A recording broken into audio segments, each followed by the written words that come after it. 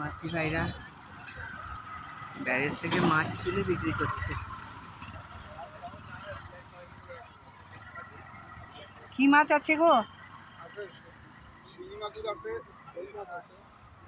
এই ব্যারেজের? শোল মাছ কত আছে, কত করে?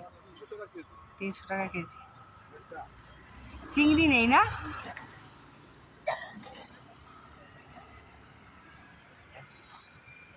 ব্যারেজের মাছ বলেন, মাগুর আছে, ফলি আছে, ল্যাটা আছে, শিঙি আছে, শোল আছে, বোয়াল আছে, খয়রা মাছ আছে, অনেক রকম মাছ আছে।